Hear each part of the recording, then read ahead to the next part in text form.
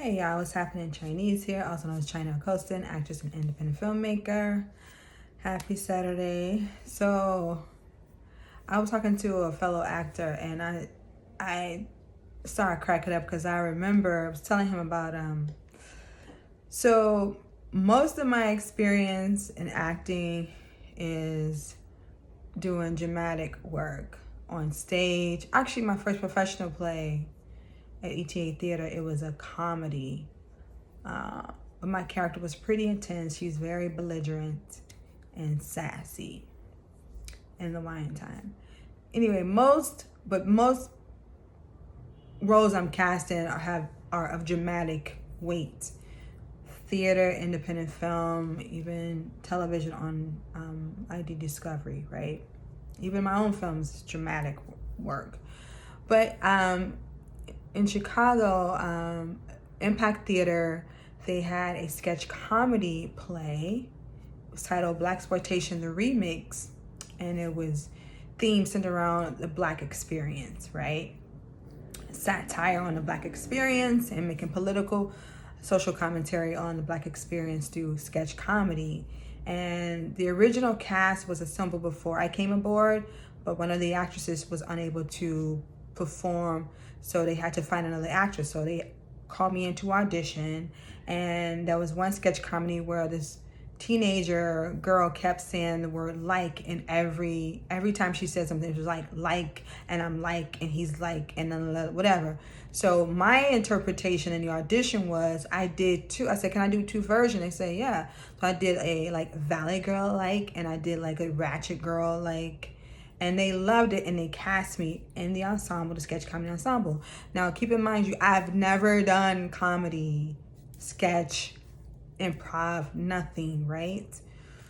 So when I began rehearsal with all the cast, all of the cast members, actors, they had done improv, they had done sketch comedy, they had written their own sketches, they had worked a Second City, the famous Second City in Chicago. Nothing. I had none of that experience, right?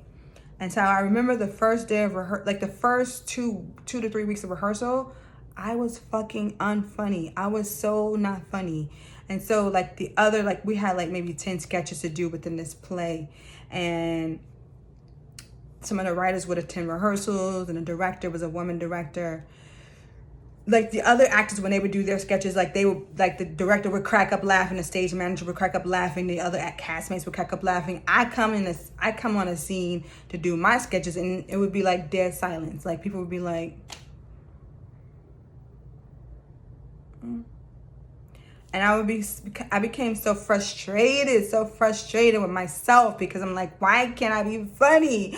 I want to be funny like these other talented actors. But again, they had experience in sketch comedy and improv and writing on, so I didn't have that experience, right? So I remember being so mad at myself, so frustrated with my unfunny self, that I went home with all those sketches, and I'm like, I'm gonna be funny. And it was a rap sketch, right? And I didn't know how to rap. I was just, so I just kept working at it. I literally started crying in my self-rehearsal process at home, because I was mad. I just couldn't be funny, and I just kept at it. And I came back to rehearsal, the group rehearsal, and I got laughs from the director, from the stage manager, from my castmates, and I was so happy. I'm like, yes, I found the comedy zone. And I learned from these actors, these sketch comedy and improv actors, you cannot play the humor. You can't play for laughter, right? You can't you have to play the comedy straight. It can be an absurd scenario that the character experiencing, but you have to play it straight, serious. And that's where the comedy lies. And so I kept observing the other. I'm like, what is the fucking problem? But you have to play it straight, and that's what makes it funny. So I was so happy to get their respect, the directors and my castmates and the stage man. I was so happy. And then when the actual show went up, I kept at it. I was in my zone. I was in my sketch comedy stride, right? I found it, and the audience members were laughing, and I remember the rap sketch, like I wasn't my character was ironically CP time. It's like, I'm late, LAYT, but everyone tries not to be, you're delayed. I actually remember, this was like so long ago, but we were asked to do the sketch comedy blaxploitation play again the following year at Theater on the Lake, which is very famous, very popular in Chicago. Like some of the best theater productions get invited to perform at Theater on the Lake in the summer for like, I think maybe 7 shows, something like that.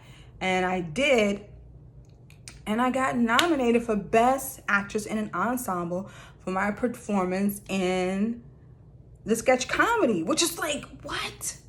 Me, the unfunny, the non-funny actress, I got nominated by Black Theater Alliance Award Association, and I was so shocked and thrilled. But it's just, I'm sharing this because I didn't give up on myself. One thing about me, I'm very resilient.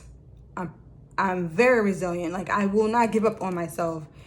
I can't be good at everything, let's be clear, but I didn't give up. I really didn't give up, and I'm so glad that I didn't, because, you know, not only did I gain the respect of my castmates and the director and the stage manager, but the audience members enjoyed all of our sketch comedy interpretation. They were all fire. But to know that a Black Theater Alliance were moved to laughter so much by my performance and chose to honor me with a nomination meant the world to me. It meant that perseverance and resilience and being very keenly observant of those who do excel well in that genre of acting, it pays off if you don't give up on yourself, if you just keep at it, you know. And I did, and it was really beautiful. But also in the sketch comedy, I got a chance to dance in the sketch comedy in that very show, Blaxploitation, a remix by Impact Theater of Chicago. And dance is my first artistic passion. It's my first love. It will always be. And I got a chance to combine sketch comedy along with dancing. And then, you know, some people after the show